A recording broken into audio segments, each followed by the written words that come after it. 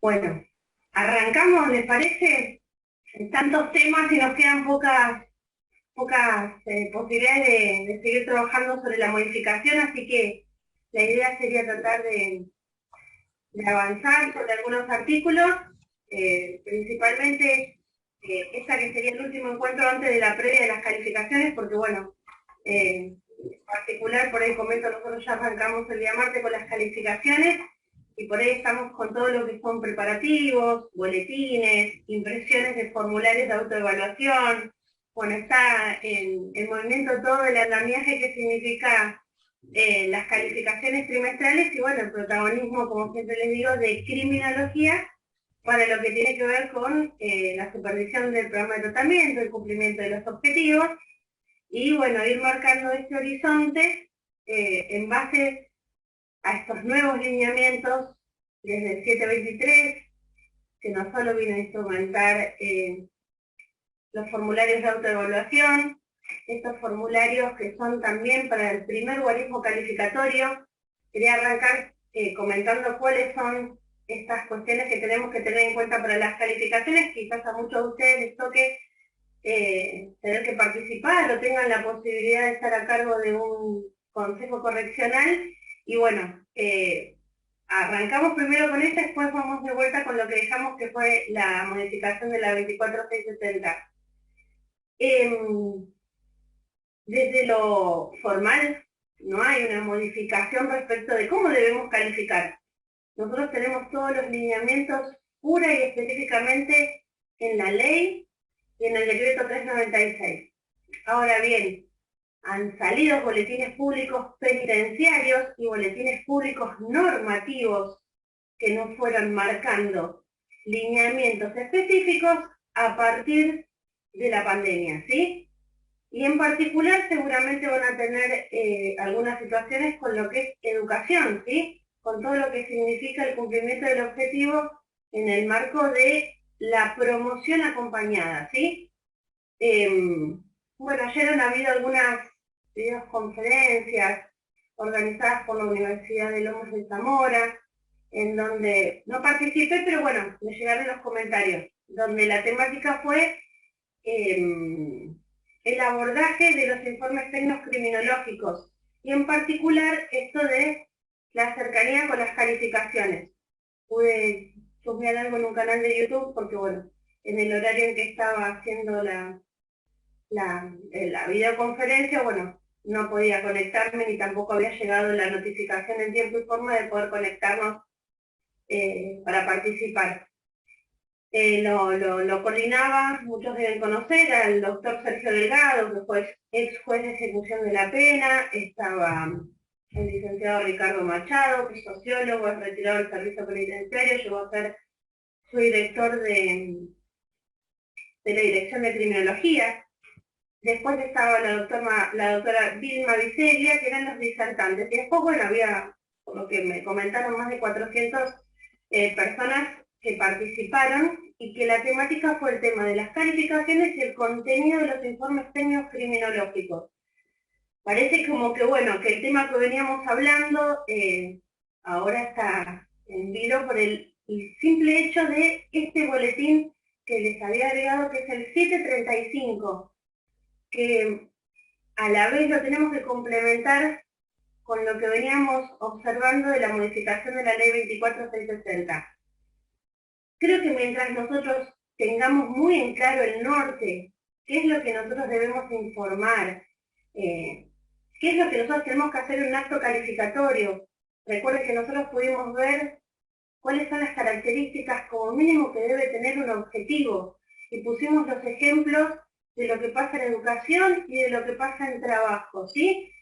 Pero que después hay algo que es abarcativo, que le tiene que ser general a todos, que el objetivo tiene que ser claro, concreto, conciso, preciso y mensurable, ¿sí?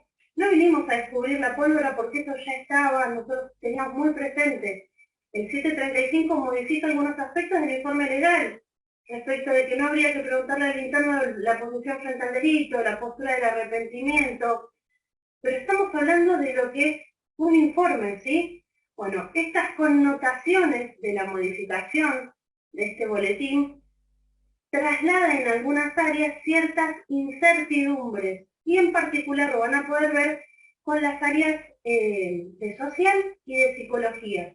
Nosotros desde criminología, por lo menos estamos tratando de transmitir al personal que está a cargo nuestro, porque también se lo tenemos que transmitir al director, que va a ser el presidente del consejo, que lo es, y es quien en definitiva marca el norte con aquellos internos que en el marco del artículo 53 van a arrancar con el primer guarismo de concepto. Ahí es donde quizás todos tenemos que poner los 5 sentidos. Nosotros tenemos formularios de autoevaluación que yo no le voy a administrar a ese interno que va a calificar por primera vez, porque seguramente los objetivos los debe conocer, pero no puede hablar acerca del cumplimiento o no de ellos, porque hace 30 días que pasó condenado, ¿sí? Y por eso está en socialización o está en la fase que el servicio criminológico haya asesorado al director para que arranque ese interno. Lo que vamos a definir es el guarismo conceptual. Ese guarismo conceptual se va a definir en base, como siempre les comento, el pilar fundamental es la historia criminológica del interno condenado, que es lo que arrojó ese pronóstico criminológico y ese pronóstico de reinserción en la historia criminológica, y en los casos de los internos reales, estos antecedentes que nos hablan del interno y de sus antecedentes tanto de detenciones como de condenas anteriores, ¿sí? Mientras nosotros tengamos muy en claro eso y las áreas nos aporten la justificación de vida, ese formulario, que es el 7, lo que está dentro del 723, está compuesto por una letra en donde arranca con la firma del director. Que la verdad es que, bueno, siendo un poco abogada del diablo, el director es el presidente del Consejo Correccional, marca los lineamientos y en este caso intervendría en los casos en donde hubiese paridad de votos. Pero bueno, la 24660 y su modificación es utilizada para algunos casos a conveniencia y para otros no. En este caso, la calificación arranca fundamentándose en cuál es lo que las áreas de tratamiento ven en el interno, ese pronóstico que especificó criminología, y el director tiene que poner una opinión sobre eso. La mayoría de las veces, cuando vamos a hablar con la gente de criminología, que hacemos las reuniones, o para transmitir un poco de tranquilidad, porque va con la firma del director, nosotros somos el organismo criminología de asesoramiento constante desde lo técnico y desde lo criminológico. Con lo cual entiendo que cada vez que el director deba fundar un primer guarismo de concepto, lo tiene que hacer en base a lo que criminología le pudo ilustrar de ese interno, ¿sí? Ya sea a través de lo que surge de la génesis de la conducta delictiva o del interno que es real de sus antecedentes criminológicos. Más allá de eso, los objetivos son fundamentales. Los que ya están notificados, y siempre tenemos la posibilidad de mejorarlos, y en la boleta de notificación del interno siempre dejar en claro por qué si hay un mayor compromiso, ese interno no sube el guarismo conceptual. Puede registrar un correctivo disciplinario en pleno licenciamiento administrativo de interna, con lo cual ese objetivo, si bien no va a ser no cumplido, porque todavía no tuvo el efecto que nosotros queremos, que impacte sobre la conducta, ¿sí? No impactó sobre la conducta aún porque no pasó por consejo correccional, ¿sí? Pero está en pleno licenciamiento administrativo. El hecho sucedió. Yo le voy a pedir un mayor compromiso. Seguramente no puedo tocar la conducta, pero sí voy a tener uno de los puntos a trabajar, como es el objetivo de seguridad interna, en mayor compromiso. Y ahí me quisiera detener un segundito, porque el otro día estaba buscando una historia criminológica y vieron que siempre hablamos de los objetivos por ahí de educación, objetivos de trabajo, objetivos de psicología, objetivos de social. Y nunca hablamos de uno de los objetivos más interesantes, que es el objetivo de seguridad interna. Objetivo que muchas veces la gente de criminología creen que justo lo encontré de casualidad en la historia criminológica,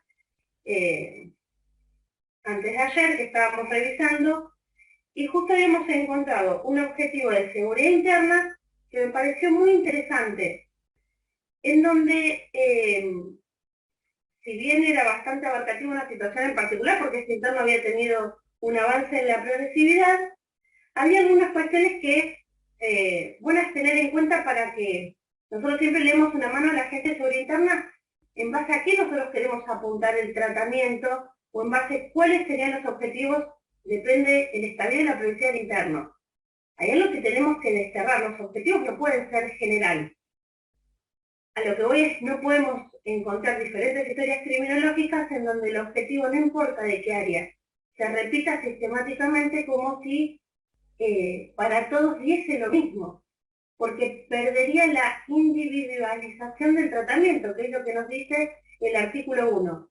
Entonces, esperen que lo estoy buscando porque saqué foto, y después, acá está. Se los leo en 2 minutitos a ver si muchos están de acuerdo. Seguramente les ha tocado allá hace mucho tiempo, cuando habrán pasado por la función de jefes de turno, el haber tenido la oportunidad de ver esas calificaciones que se hacían, en donde cada turno calificaba al interno y le pasaba al jefe de interna, o al jefe, o al director, qué era lo que cada turno había dicho respecto del interno. Esas planillas eran maravillosas porque realmente veíamos al interno con algo mucho más abarcativo, más que la situación de decir si tuvo o no tuvo sanción. A veces quizás ese es el chip que tenemos que desterrar, porque en interna tenemos que evaluar tantas cosas que no podemos circunscribir el objetivo de seguridad interna si tiene o no tiene sanción, porque muchas veces conocemos internos que son tan hábiles que no van a tener sanciones, pero que sí tienen otro tipo de actitudes que van a seguir describiendo ese objetivo que desde seguridad interna tengo que ir sofisticando a medida que avanza en la progresividad o intensificando para la supervisión en el caso de los que se encuentran arrancando en la progresividad. Les doy algunos puntos porque no lo quiero hacer muy específico, pero para ver si comparten el hecho de que son temas que tendrían que trasladarse a los programas de tratamiento, en particular a los objetivos. Y que quizás esto de que el último memorando que sacó la directora de tecnología pide que los programas de tratamiento sean aprobados por los consejos correccionales y a su vez aprobar los objetivos. Ya la aprobación de los objetivos es una discusión aparte porque sería, la verdad que aprobar lo que uno mismo propone es complicado, pero bueno, no importa, se aprobaría el programa de tratamiento y la fijación de objetivos, como para que todos escuchemos cuál fue el norte que le marcaron a ese interno. Pero les doy el ejemplo de seguridad interna de objetivos, en particular que no está bueno tenerlos en cuenta. Cumplimiento de horarios al momento del recuento, salida de talleres, concurrencia a educación, visita y la salida de reintegro de las diferentes actividades pautadas, el cronograma de actividades.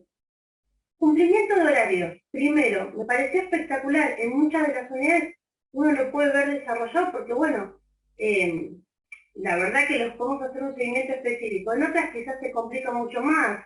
Bueno, la pandemia. Pero si yo le fijé ese objetivo obviamente que está en un tiempo determinado, pero después lo voy a tener que seguir evaluando. Y lo que no está escrito, yo no puedo pedir que lo cumpla el interno. Otro, era bastante extenso la fijación de objetivos, pero venía, porque era un interno, se nota que había que marcarle esto de el cumplimiento intramuro, que son estos internos que intramuro funcionan, porque están muy institucionalizados. Pero después, ¿cómo hago para justificar el que no le subió el concepto? Y que el interno viene y dice, me vienen repitiendo. Las calificaciones se mantienen, no se repiten, que es un logro importante. Después dice, se le exigirá predisposición y aceptación de las pautas de higiene personal, la colaboración con la higiene del pabellón, del alojamiento, los sanitarios, duchas, como así también la higiene de los objetos de uso común, como ser cama, colchón, mantas, sillas, mesas, anafes, etc. Muchas veces no se termina haciendo la sanción del interno por la destrucción de este tipo de cosas, pero tampoco llegamos a notificarlo, y es un objetivo que lo tiene que pautar seguridad interna. Entonces volvemos a lo mismo. Hacemos foco muchas veces en que para la calificación solo vemos si tiene o no tiene sanciones, pero también tuvimos la oportunidad cuando arrancamos el tratamiento, cuando criminología me dijo que es un interno que ya es un abonado a la casa porque es la cuarta, quinta, sexta, séptima condena, el haberle impuesto estas cuestiones de seguridad interna. Volver a darle el hábito al jefe de interna que tenga la posibilidad de ir focalizando ciertos objetivos, más allá de la cantidad de actividades que tiene un jefe interna, no es sumarlo una actividad, sino hacerlo partícipe de las cosas que él entiende que la población penal que aloja en ese determinado lugar, tiene que cumplir estas situaciones. Quizás a un interno que está en periodo de prueba, que ya no tiene objetivos y no son pautas compromisorias, estableceremos otras cosas. O un interno que está en confianza. Pero un interno que arranca en el tratamiento sería sumamente importante. Sigo un cachito más con algunos, a ver, eran muchos puntos, pero me parecía importante algunos objetivos. Era un jefe interna exigente pero está bueno porque la realidad hace que ese informe, justo después lo pudimos tomar en cuenta para fundar una libertad condicional que la teníamos que sacar negativa. Y la verdad es que encontramos esa en un informe que era fijación de objetivos de seguridad interna, más allá de que el interno tenía 10.5. Después, otro de la parte, se le exigirá respeto por la persona de sus iguales, la del personal penitenciario, como autoridades también, trato cordial con terceros, lo estoy resumiendo un poquito, trato cordial con terceros que tomen contacto con el mismo en este establecimiento, destacando el respeto que deberá demostrar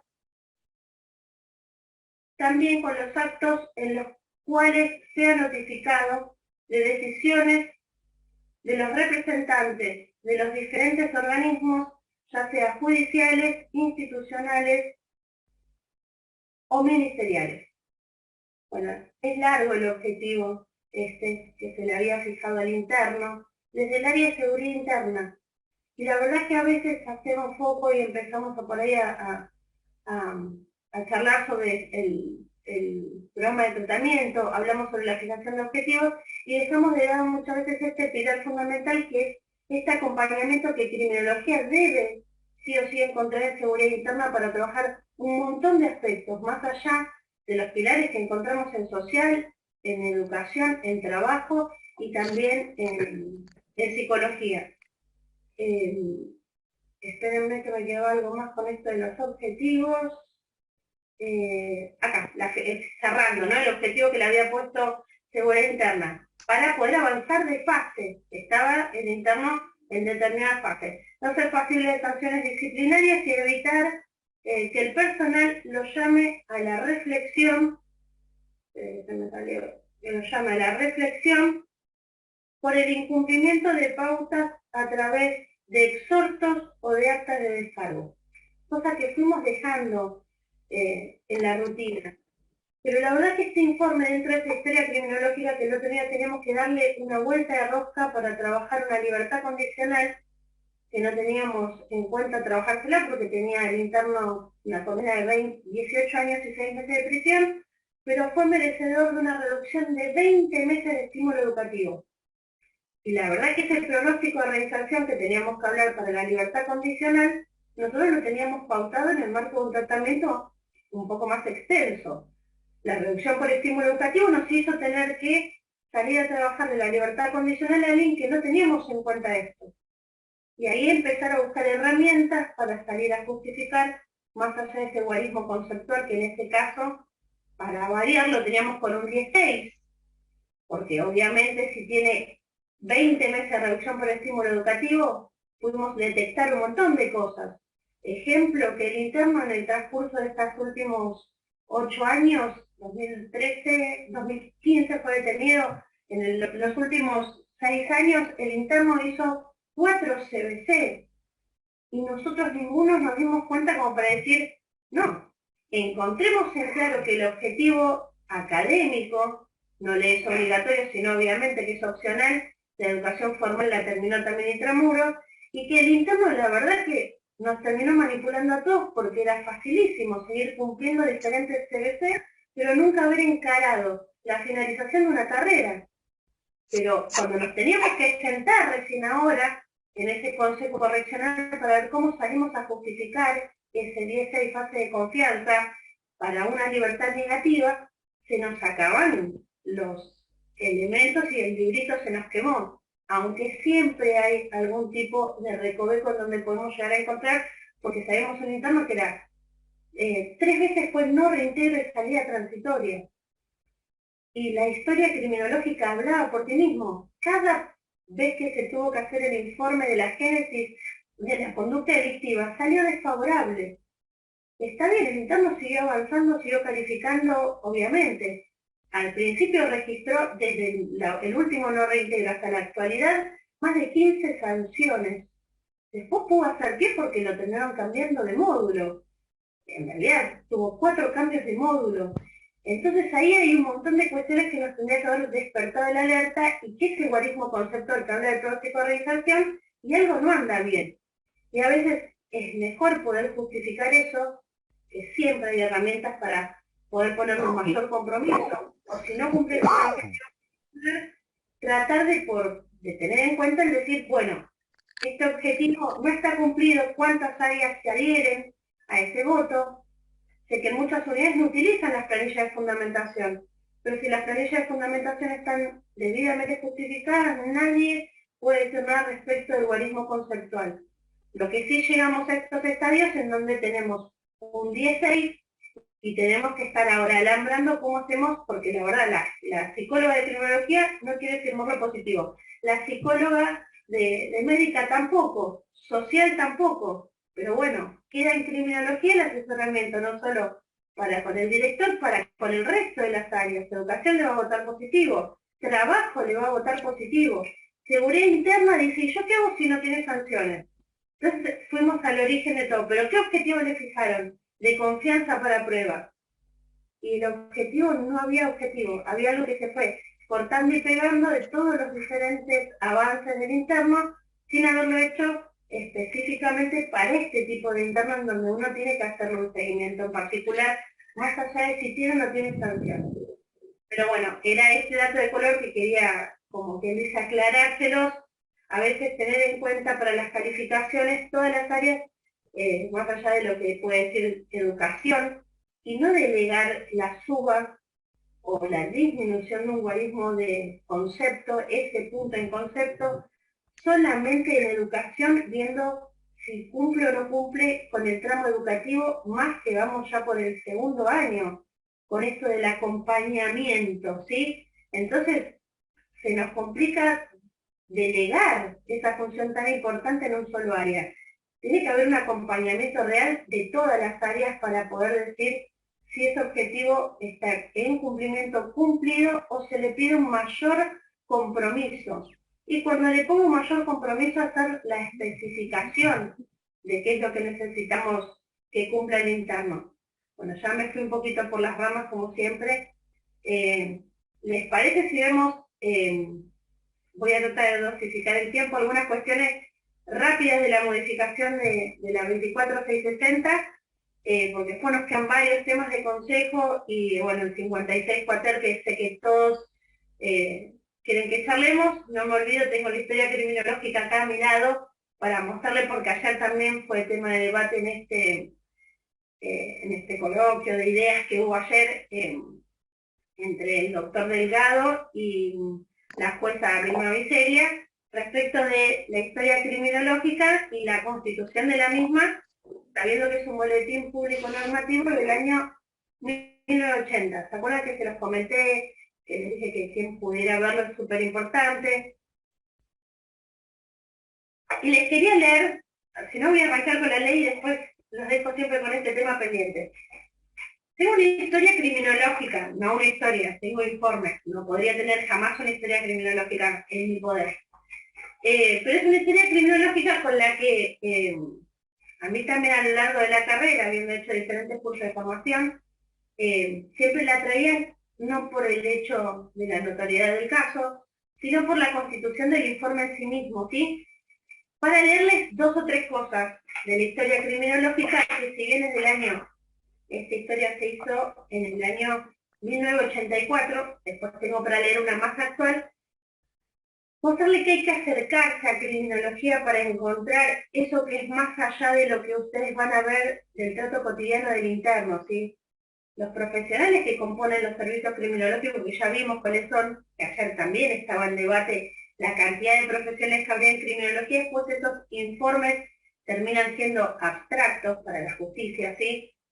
Porque no logran entender cuál es la finalidad de criminología. Volvemos a lo mismo.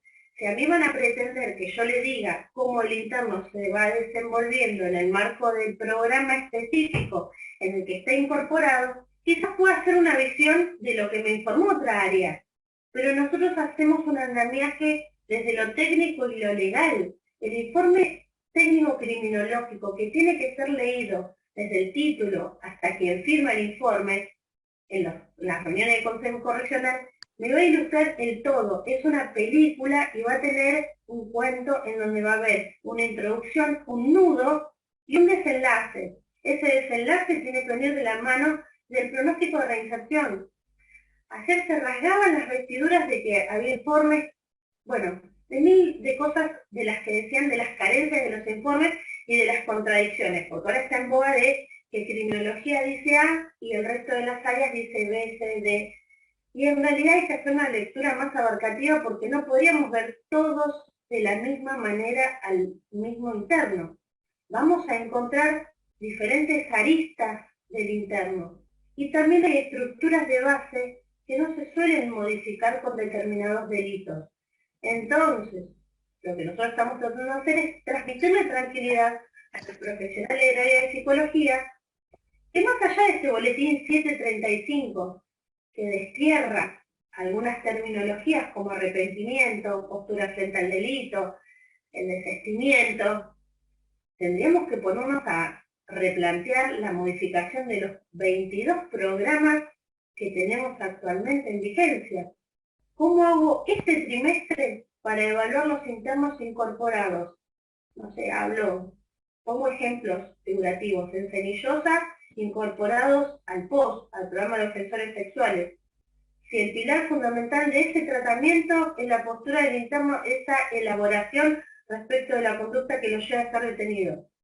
¿Cómo hago para evaluar la cantidad de internos que tenemos en el complejo 1 incorporados al programa de violencia de género, al programa de homicidas? La verdad que hay algunas cosas que terminamos entendiendo que, bueno, las terminamos borrando con el codo, cosas que escribimos con la mano. No va a ser problema mío de salir a justificar eso. Lo único que a mí me gusta transmitirle tranquilidad a los consejos correccionales, en particular a las jefas de criminología, es que nosotros tenemos un norte, que lo tenemos marcado en el artículo 1 de la ley 24660, que fue lo que vimos el último encuentro. Si tenemos en claro ese norte, en donde en negrita, creo que, a ver si lo tengo acá, permiso, me dicen si lo logran ver. Lo logran ver, ¿no? ¿Lo pudieron ver? Sí. Sí, profesora, se ve perfecto. Acuérdense de esto que le había puesto en negrita entre un artículo tal cual está la ley 24660, que acuérdense que la vamos a seguir utilizando para más o menos actualmente un 70% de la población, ya tenemos casi un 30% de la población que queda dentro de la modificación de la ley 24660. Fíjense en que nosotros tenemos, como les dije la vez pasada, un cambio en dos verbos. El artículo 1, tal cual está en la ley 24660, decía comprender y respetar. Volvemos ahora a la modificación y dice respetar y luego comprender. Que yo no lo había puesto, que les había comentado, como un elemento que a mí me hubiese significado algo importante. Y en realidad, hablando con muchas personas que participaron de lo que fue la antesala de la modificación, era lo más importante. A mí me había pasado lo más importante por la parte en donde dice, como así también la gravedad de sus actos y de la sanción impuesta. Ahí es donde seguramente muchos informes de criminología van a empezar a fundarse, ¿sí? Si no puedo hablar de arrepentimiento, no puedo hablar de la postura del interno frente al delito. Si esas acciones quedan reservadas, según el artículo 19 de la Constitución Nacional, para un fuero más que personalístico e interno y dentro de lo que es el plano de la intimidad, el arrepentimiento y la culpa, bueno, me voy a tener que amparar, quizás ya no en un boletín público normativo, sino en la ley, que eso es lo que nosotros tenemos que tener más que presente. Les hago un señalamiento de la ley, porque después me voy a olvidar. Ya vemos lo de la historia, parece que se lo está adrede, ¿no? Ya vemos lo de la historia. Solo por si te llamaba Anda. ¿Está seguro? ¿Está con sonido todo tu teléfono? Me parece que Ricardo tiene abierto el micrófono, pero no hay problema. Bueno, la verdad que quisiera avanzar sobre varios artículos que está hecho el contrapunto de cómo estaba el artículo y cómo quedó. Hay algunos artículos que la verdad que da para desarrollarlo muchísimo y lo voy a hacer muy aburrido y no es la idea, ¿sí? Pero sí hay artículos en donde quería que empecemos a tomar especial dimensión, ¿sí?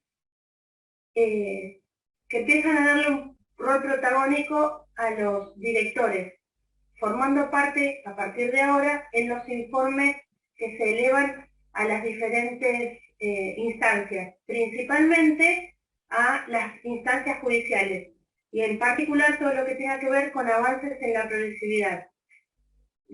Dos artículos con que podamos ver, y ya me quedo tranquila que aunque sea, hicimos este primer puntapié inicial con los artículos. El artículo 6, que para mí es uno de los principales dentro de la 24660, es siempre esa especie de as bajo la manga que criminología pone cuando tengo un 10-5 en socialización, ¿sí? Y tengo que salir a trabajar la libertad condicional. Y dice, tiene un 5, el pronóstico es favorable. Bueno, pero la progresividad es un proceso gradual y flexible que le permite avanzar al interno, ¿sí? Y lograr, sin otros precondicionamientos más que los logros obtenidos de él, modificar sus diferentes tipos de alojamiento, saliendo de un régimen cerrado, pasando a tener, cuando tenga salidas transitorias, un régimen abierto. Entonces, ¿qué hago? Le damos la vuelta a ese informe de un interno que tiene un 10-5 y que por ahí para cualquiera podría ser un positivo, explicando que el interno aún no ha podido, ¿sí?, sortear esa primer fase del periodo de tratamiento. Lo tengo en la institución con régimen cerrado.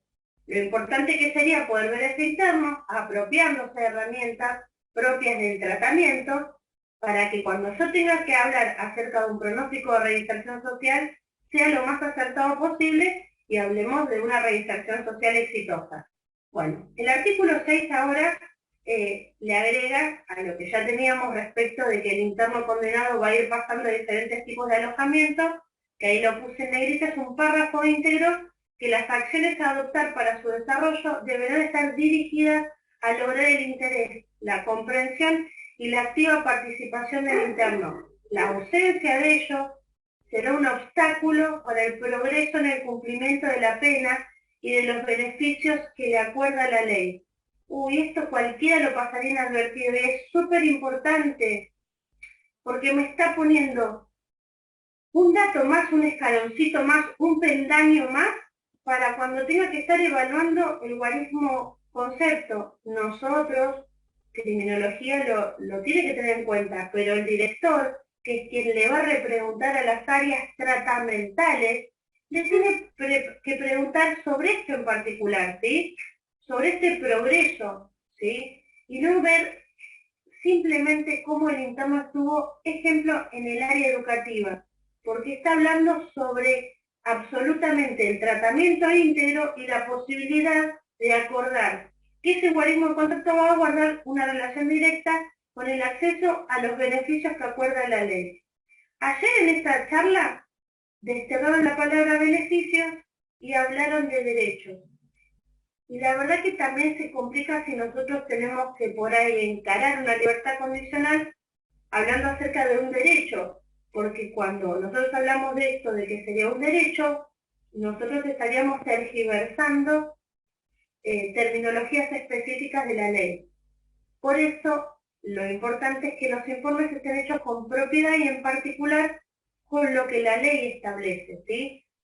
Podemos tener la utilización de sinónimos, obvio, pero bueno, la ley establece claramente que la libertad condicional es un periodo, que la libertad asistida es un régimen, que la salida transitoria es una modalidad. Bueno, acá incursionamos que dentro de la modificación habla acerca de beneficios que la ley le acuerde.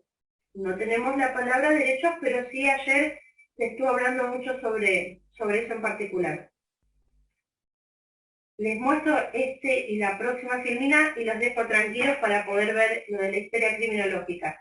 ¿Se acuerdan que hubo una época en donde decía el avance excepcional por el artículo séptimo? El artículo séptimo, ahí lo ven en pantalla, que es tal cual está hoy en la ley 24660, y acuérdense dentro de las funciones que tiene criminología, que es proponer el avance al Consejo Correccional, dice que el interno puede ser avanzado excepcionalmente a cualquier fase del periodo de tratamiento que mejor se adecue en sus condiciones personales, de acuerdo con los resultados de los estudios técnicos criminológicos, mediante resolución fundada de la autoridad competente. Resolución fundada va a ser informe técnico criminológico, acta de consejo correccional, ¿sí?, notificación del interno de que fue avanzado bajo los términos del artículo séptimo, y la consiguiente reformulación de objetivos, ya objetivos que van a tener que tener mucha relación porque va a ser para un periodo de prueba. Ese acto administrativo es fundamental que en la ordenativa del director tenga establecido el tipo de régimen. Discusión va a ser para otro tema, el tema de la categorización, que en algún momento ya le iremos tocando. El artículo séptimo, ahora tal cual está, es esto. Ahora, el artículo séptimo con la modificación. ¿Qué pasó? Dijeron, vamos a poner un par de situaciones en claro respecto de estos avances excepcionales, que cuando puedan y tengan tiempo es bastante extenso para leer, y en un montón de situaciones van a... Lucrecia, perdón que te interrumpa, quedan muy pocos minutos. No sé si te... Bueno, estábamos viendo este artículo séptimo, ¿sí?, que me parece que es sumamente importante. La verdad que tiene muchísimos artículos en la modificación, pero bueno, más vale ir desde el principio y no atolondarlos con un montón de cuestiones para llegar al 56 cuater en el próximo encuentro. ¿Se acuerdan? Después voy recapitulando, porque era que les leí el objetivo de seguridad interna. En el artículo, después cuando puedan chusmenlo, en el artículo 62, si mal no me equivoco, está lo de los objetivos de seguridad interna de trabajo dentro del decreto 396. Traten de chusmearlo, básicamente para que cuando ustedes tengan que firmar los objetivos, en realidad la aprobación de los objetivos se los notifican al interno, ustedes puedan ver que cumplan con esos parámetros. Eso era algo que me estaba quedando pendiente y si no después me lo olvido. Cada cosa que nosotros tratemos, nada va a estar sacado de la galera. Quiero darles esa tranquilidad, que todo tiene un andamiaje en un artículo de la ley o del decreto 396. No es porque se le ocurrió a Lucrecia Zárate ni porque, no sé, hoy entiendo que hay que darle esa interpretación, sino siempre basándonos en la ley y en el decreto que lo reglamenta. Obviamente sin desoír los boletines públicos normativos o los boletines públicos penitenciarios. Pero ante la duda respecto de los objetivos, por eso no me quería olvidar cuando traje lo del objetivo de seguridad interna, lo tenemos establecido, sí, dentro del decreto 396, ya les digo, desde el artículo 60, si no me falla la memoria, 60, 61, 62, ahí lo vamos a encontrar. Cuando puedan y previo una calificación, y si van a participar en las calificaciones, lo ven. Bueno, seguimos compartiendo esto así, me quedan dos pantallitas. Acá lo había buscado mientras nos estábamos conectando, sí. Esto es lo que les quería mostrar, 60, 61 y 62 del decreto 396. Ténganlo recontra presente. Ahí arranca con seguridad interna. Perdón que me fui un ratito del artículo, pero me quedé ese ratito antes que nos conectemos de dónde era que había traído ese objetivo y que se había hecho en particular ese objetivo desde seguridad interna, ¿sí?, basándose en estos artículos. Así que bueno, es más que nada como para que visualicen que lo que estaba puesto en ese objetivo que les traje de ejemplo no había sido arrancado así de los pelos de algún lado, sino de que se había hecho en base a lo que establece el decreto 396, ¿sí? Así que no era solamente para mostrárselos, así que continuamos, aguarden con el otro.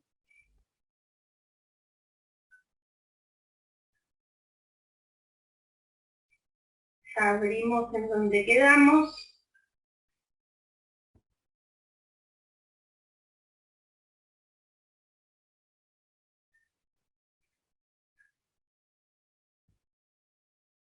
Estábamos en el artículo 7º, que es bastante amplia la lectura. Bueno, les comentaba, ¿no?, que el artículo 7º, tal cual está, hablaba del avance excepcional. Acuérdense que un acto administrativo, para que quede totalmente convalidado, y que no sea nulo, ni de nulidad relativa ni absoluta, ¿cuáles son los actos administrativos por los cuales se expresa un consejo correccional? A través de un acta, previo informe fundado del servicio criminológico. Ese acta no termina de materializarse, sino tiene la ordenativa del director, en donde, por eso me he encontrado que a veces que hay una interpretación ambigua, pensando que alcanza con el acta del consejo correccional para un avance. No, es el acta, la ordenativa, hasta ahí iría la parte administrativa. ¿Cuál es lo que le sigue a eso? Es la notificación del interno. En la ordenativa del director sí o sí tiene que estar el establecimiento a que el interno debe avanzar, ¿sí? Avanza a la fase de consolidación, tiene establecido un régimen semiabierto, y ahí entra en juego lo que vimos en el artículo 6, ¿se acuerdan? De que el interno va a avanzar progresivamente de establecimientos cerrados a otro tipo de establecimientos más morigerados. Bueno, en este artículo 7º ahora va a poner un montón de cuestiones en particular y dejar algunas cosas que ya las teníamos en el decreto 396, pero ahora, en vez de dejarlo en un decreto que reglamente esta ley, lo puso en el artículo 7º, el legislador. Así que, dice que el responsable del organismo técnico criminológico, volvemos a lo mismo, la ley no va a hablar de servicio criminológico, sino lo hace el decreto. Acá dice organismo técnico porque es la ley. En lo concerniente acá dice cuáles son las facultades, ¿sí? Va a ser nuestra responsabilidad el servicio criminológico, todo lo que tenga que ver con la confección de la historia, periodo de observación, planificación del programa de tratamiento, verificación y actualización. ¿En qué se circunscribe esto? Es en la elaboración de vuelta del programa de tratamiento, elaboración y confección, a su vez de la verificación que se hace cada 6 meses, que eso se hace para ir actualizando el pronóstico de organización. Y las actualizaciones. Actualizaciones, como les decía la vez pasada, el interno está condenado a 4 años y 6 meses y le llega del proceso pendiente una pena única de 6 años. Criminología tiene que actualizar esa historia. Cuando se actualiza una historia criminológica, se actualiza el programa y se tienen que indefectiblemente modificar los objetivos. Se modificaron los plazos, no son los mismos que tenía establecido de cuando el interno queda condenado. Ahora tiene 6 años de prisión, o cuando el interno tenía condenas paralelas y en algún momento se termina unificando, o pueden que continúen paralelas. Y acá arranca con algunas definiciones de las funciones del director, en lo que respecta al avance del interno en la progresividad y su eventual retroceso. No sabíamos eso. Después acá aclara que el director general del régimen, cuando proceda al traslado del interno a otro establecimiento, lo teníamos también en claro. Acá dice cuáles son las competencias de los jueces cuando procede el traslado a un establecimiento de otra jurisdicción, cuando el interno se encontrara en periodo de prueba y deba resolverse la incorporación, suspensión o revocación de salidas transitorias, régimen de semilibertad. Eso también lo sabíamos que no nos correspondía a nosotros, pero lo establece ahora la modificación, cuando corresponde a la incorporación al periodo de libertad condicional. Acá no me habló ni de derechos ni de beneficios. Entonces nos queda a todos en claro que la libertad condicional es el cuarto y último periodo de la progresividad del régimen. Cuarto y último periodo. Lo dice la modificación. Y acá sí habla cuando excepcionalmente el condenado pudiera ser promovido a cualquier fase del periodo de tratamiento que mejor se adecue. Pero bueno, a eso después le suma un montón de requisitos más. Era como mostrarles más o menos cómo quedó, el 8 lo pasamos, el 11 lo pasamos y nos vamos a este que es una figura, por eso lo tenemos como artículo 11 bis, es la incorporación de un artículo sumamente importante en donde cambia totalmente el escenario y nos compara a legislaciones más avanzadas, que es la figura preponderante de la víctima, ¿sí? Acuérdense que esto es para todos los hechos cometidos con posterioridad a la entrada en vigencia de esta ley. que es en el 2017. Más allá de eso, nos encontramos con muchos juzgados, como pueden ser los federales de San Martín, que internos que se encuentran a disposición de ellos, nos han pedido y nos han convocado en audiencia con la víctima, los peritos de la víctima, a sostener informes, ya sean positivos o negativos, y esos jueces han utilizado la figura del artículo 11 bis, más allá de que el hecho fue cometido con anterioridad, simplemente que a ellos les ilustraba, y lo que nos decía el secretario es, nosotros tomamos en el marco de la ejecución de la pena lo que tengamos en la actualidad. Entonces, bueno, a nosotros nos hacía ajustar el tema de los informes porque obviamente que a partir de la entrada en vigencia de la ley, ahora la víctima tiene derecho a ser informada y a expresar la opinión y todo en cuanto estime conveniente ante el juez de ejecución o juez competente, cuando se sustancie cualquier tipo de planteo en el que haya que resolver salidas transitorias, semilibertad, libertad condicional, arresto domiciliario o prisión domiciliaria discontinua, libertad asistida, y acá aparece la figura del régimen preparatorio para su liberación. Así que ya empezamos a escuchar esa palabrita, régimen preparatorio para su liberación. Volvemos a lo mismo, vamos a spoilar, y bueno, para esas condenas que vimos en aquel encuentro en donde el interno no va a poder acceder a egresos anticipados, solo va a poder tener la posibilidad de egresar un año antes del vencimiento de su condena a través del régimen preparatorio, pero no va a egresar de manera definitiva, sino también lo va a hacer de manera paulatina y transitiva en el tiempo, durante esos últimos 9 meses, desde el momento en que se lo incorpore el régimen preparatorio. Ya lo vamos a ir viendo, no los quiero volver locos. Así que la idea de hoy era tener en cuenta esta modificación. Artículo 1 ya lo repasamos, no nos debemos sugestionar cuando vayamos a calificar, y nadie quiere usar la palabra arrepentimiento, postura del interno frente al delito, porque tenemos que evaluarlo en el marco del cumplimiento de los objetivos, y los programas de tratamiento, en particular los que son específicos por el tipo de delito, habla de esa postura del interno. Buscaremos cómo lo podemos ir ensamblando, sin perder el norte del artículo 1 de la ley 24660. Vimos acerca de las facultades del director y las facultades del servicio criminológico, ahora un poco más circunscrita a estas situaciones para los avances excepcionales, debiendo estar debidamente justificados. Y hoy les presentamos lo que es el artículo 11 bis, que es la figura preponderante de la participación de la víctima en todo el proceso de ejecución, ¿sí? Que eso es fundamental que lo tengamos en cuenta. Por eso les pido que cada vez que vayan a la reunión de consejo correccional, vean si en el oficio, cuando trabajan la libertad condicional, las salidas transitorias, la libertad asistida, no habla acerca del artículo 11 bis, con lo cual, ahí, más allá de que siempre uno hace con seriedad y con compromiso y con profesionalismo los informes, sino decir, guarda porque la víctima ya al momento de la sentencia facilitó todos sus datos para que ante los eventuales beneficios del interno pueda participar. Por eso, una y otra vez hasta el cansancio, tienen que pedirle a la secretaria de consejo o secretario de consejo, o a la jefa de criminología o jefe de criminología, quien lea el oficio. No es decir, hoy vamos a trabajar la libertad condicional de Juan de los Palotes. Aguántame, léemelo, ¿en qué términos vino?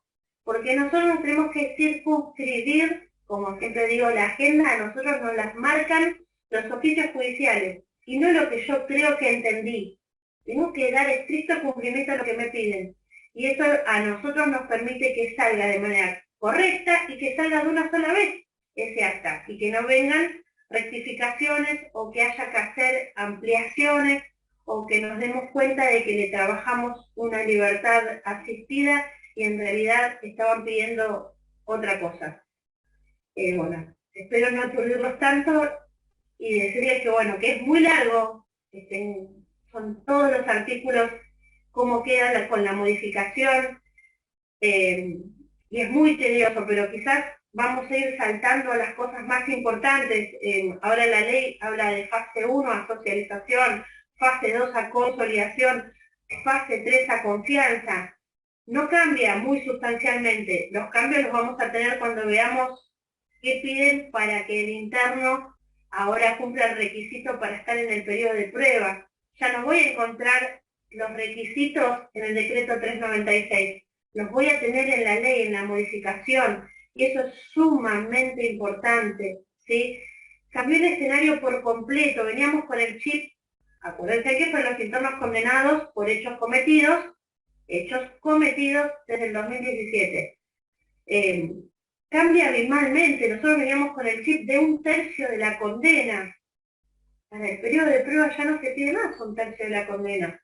Necesitamos mitad de condena y tener como mínimo ejemplar, tanto en conducta como en concepto. Pero bueno, creo que eso lo vamos a ver junto con lo del 56 cuater en el próximo encuentro. Lo prometido es deuda.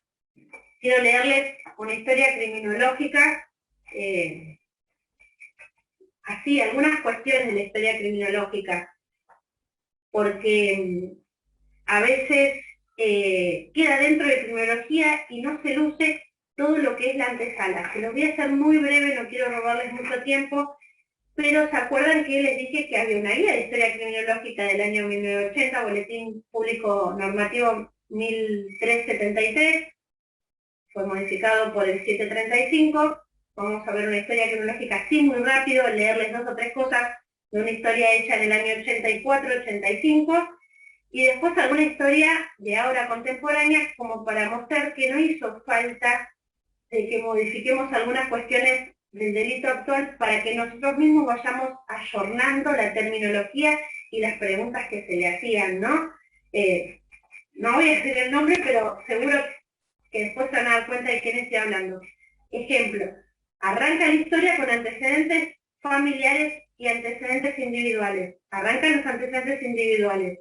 Fecha y lugar de nacimiento. 20 de mayo de 1930, Corrientes, Argentina. Estado civil, estamos hablando de una interna casada. Edad, 55 años. Y nivel de instrucción, maestra normal y dactilografía. Profesión y ocupación, en la actualidad, ama de casa. Documentos de identidad, cita todos los documentos que tenía. Lugar y destino, depósito de los mismos, bueno, en ese momento estaban en el juzgado. Último domicilio, Capital Federal, calle México, plim, plim, plim. Situación actual, legalmente. Se le imputan porque acá arrancamos con una terminología diferente. Nosotros arrancamos con el 105, diciendo se encuentra actualmente condenado o condenada. Se le imputan los delitos de homicidios calificados y estafas reiteradas. Bueno, acá los datos del fiscal, del tribunal, del defensor, fecha de la resolución, privada de su libertad desde el 2 de julio de 1985. Procedencia, en este caso no venía de la unidad 28, sino de una clínica privada de diagnóstico para tratamiento psiquiátrico. Digo, era una historia, ya les digo, del año 85, no, 84, 85. Antecedentes individuales. No voy a decir el nombre, bueno, 20 de mayo, lugar de nacimiento, Corrientes, vamos a ir salteando algunas cosas para que no se haga muy pesado. Informe producido por la sección Educación, dice la interna causante ingresó a la unidad por segunda vez, en la misma causa, manifestó haber cumplido ciclo primario completo, ciclo secundario, educación, no sé muy bien porque bueno, ya está media borroneada con máquina de escribir. Normal y nacional, no recuerdo los establecimientos en donde estudió, ya que debido al trabajo de su padre, los realizó en distintas partes y provincias a lo largo y a lo ancho de la Argentina. Posee otros estudios y no realiza actividades actualmente extraescolares. Pasamos. Vamos al informe de trabajo. No, estructura familiar, me estaba salteando. Estructura familiar. Padre, fallecido a los 20 años hace 20 años fallecido por un síncope, madre, sultana de Tal, fallecida, hermanos, 2 hermanos, y acá relata brevemente la situación de cada uno de sus hermanos. ¿Qué es lo que van a encontrar en la historia criminológica? Que hablando de esa historia criminológica del año 85, y que la idea es que se acerquen a algún servicio criminológico y de algún interno o interna que les llame la atención, pidan la historia criminológica.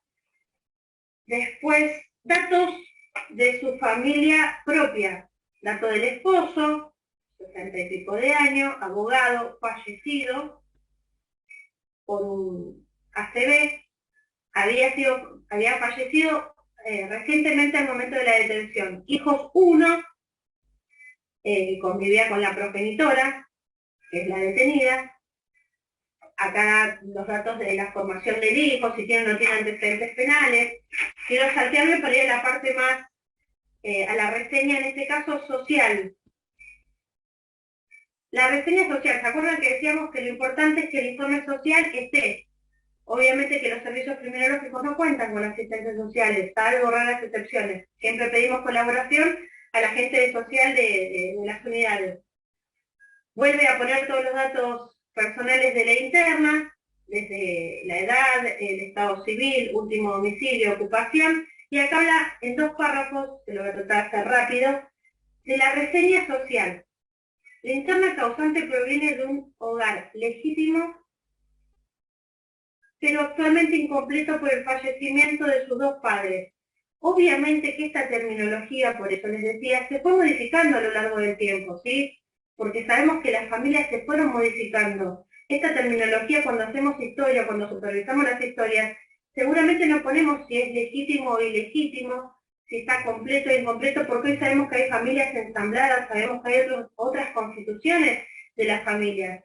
Sobre eso apunto de que tendría que haber sido la modificación de la historia criminológica. Hay algunas cuestiones que eran inherentes al avance de la sociedad y a la modificación del Código Civil que había que modificar. Pero bueno, son 2 mangos aparte.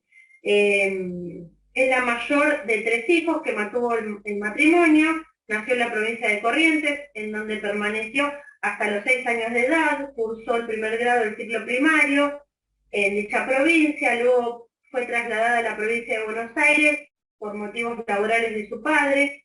Durante su infancia y su juventud nunca residió demasiado tiempo en un determinado lugar. Su padre era militar y le asignaban diferentes destinos dentro del país. Pese a los reiterados cambios de escuela, nunca presentó problemas de aprendizaje, de conducta dentro del ámbito escolar, habiendo logrado el título de maestra normal. A la edad de 23 años, contrae matrimonio, separándose de su núcleo familiar de origen para constituir su grupo familiar propio. Luego de 13 años de unión, nace su único hijo, sin dificultades, durante la... Bueno, es toda la reseña social, ¿sí?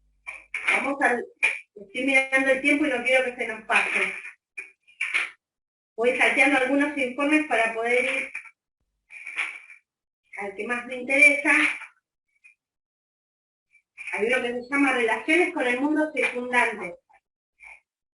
Voy a tratar de simplificárselos para no hacérselo muy aburrido. O sea, igualmente muchos deben estar ya adivinando de qué interna estamos hablando, pero no se hagan problema. A los 23 años de edad contrajo matrimonio con Sultano de Tal, que en su oportunidad contaba con 39 años de edad, es decir, unos 16 años más que ella. Argentino, con estudios terciarios, abogado sin antecedentes, buena posición económica, refiere la interna que su conducta familiar y social siempre fue ejemplar. De dicha unión nació su hijo, bueno, todos los datos del hijo. Antes de su condena, la detenida practicaba deportes, preferentemente natación, frecuentaba espectáculos de diversa índole, acompañada de un grupo variado social y multitudinario. Acá se le agregaba algunas cuestiones, ejemplos, sin militancia política. Hoy día nosotros no preguntamos eso cuando hacemos una historia criminológica. Después habla acerca de la instrucción. Este es el informe que hace el educador, si hubiese estado un educador en la parte de criminología, que es específicamente en dónde es que fue estudiando, dónde se fue recibiendo. Bueno, realizó cursos de dactilografía, taquigrafía, bueno, profesora de inglés, bueno, un amplio espectro en la parte educativa. Vemos que la cuestión educativa no era el inconveniente de ella. La parte de antecedentes de trabajo, comenzó a trabajar a los 19 años de edad como oficinista en el Ministerio del Ejército, desempeñándose específicamente en la parte de dactilografía. Concluyó dicho trabajo a los 23 años de edad. En su tiempo libre se ocupaba practicando todo tipo de deportes.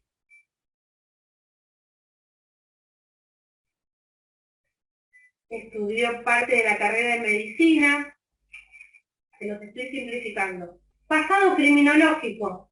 La interna que nos ocupa manifiesta no haber estado detenido nunca ni sometida a justicia, no registrar antecedentes judiciales ni entradas en la policía.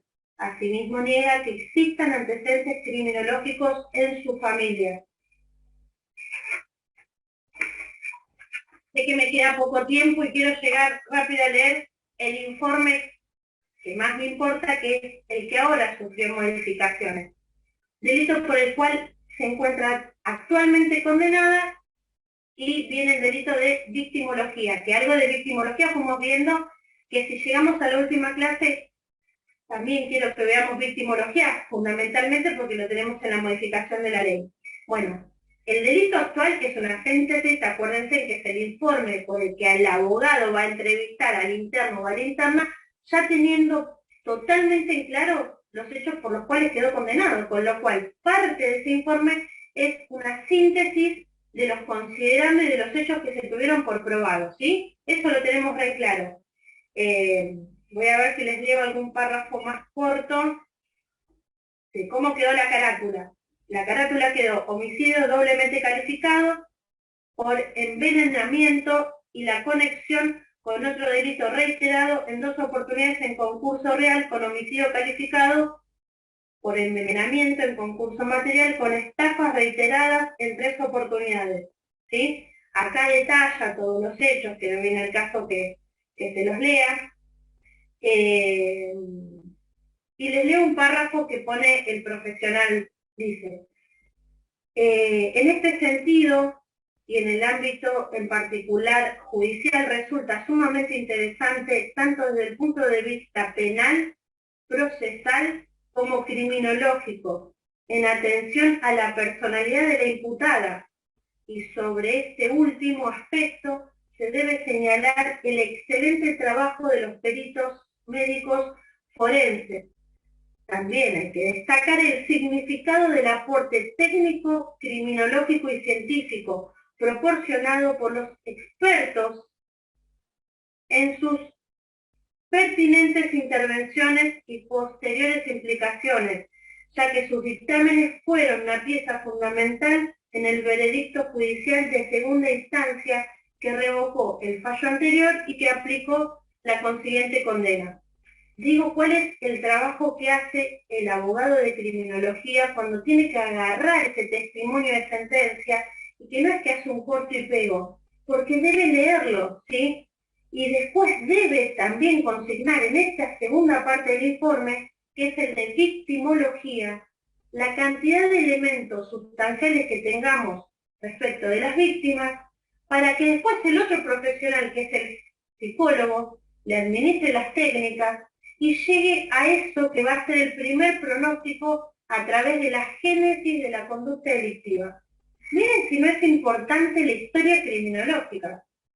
Y por ahí, bueno, uno trae a relieve una historia criminológica de alguien que fue relativamente conocida, que en este momento podría haber sido o no mediática, pero cada historia criminológica tiene estos datos más que ilustrativos que nos van a permitir siempre conformar ese primer guarismo de conceptos, y en base a eso, obviamente, planificar, no en base al guarismo de conceptos, sino en base a ese informe que se llama Génesis de la Conducta Delictiva, y quiero tratar de leérselos porque el informe psicológico también no tiene desperdicio. Bueno, acá está la administración de las técnicas, que eso es la diferencia entre una historia criminológica original de una historia criminológica duplicada. Todo se hace doble. Ahora se suben a una plataforma, ¿sí? La historia criminológica en original, para que la dirección de criminología la dictamine, ¿sí? Antes se hacían en formato papel doble, la que viaja con el interno o la interna, y la que queda en dirección nacional en carácter de original. Profesora, perdón. Sí, el último minutito. Último minuto, último minuto. Igual ya deben saber de quién estoy hablando, pero bueno, esperen. Cuando describe las características de personalidad, un minuto, espero poder llegar a leérselo rápido. La carencia de contención de amor en sus diversas etapas evolutivas, como así también las acciones impulsivas explosivas, fallos de controles en los impulsos internos, llegando a un punto tal de este accionar delictivo, sin infiere un desarrollo evolutivo, este pensamiento disocial y esta ambición desmedida, comportamientos de estereotipo cruel y antisocial. Estamos hablando, obviamente, que en el marco del delito y en el marco de los informes psicológicos se llegó en la génesis a este primer diagnóstico criminológico y primer pronóstico de reinserción social. Y se acuerdan, por eso les estaba diciendo que leímos su capacidad educativa y el resto de los antecedentes. Por eso decía qué importante es ver el abanico, el todo del interno. Sé que me queda un minuto y no me quiero sino despedir,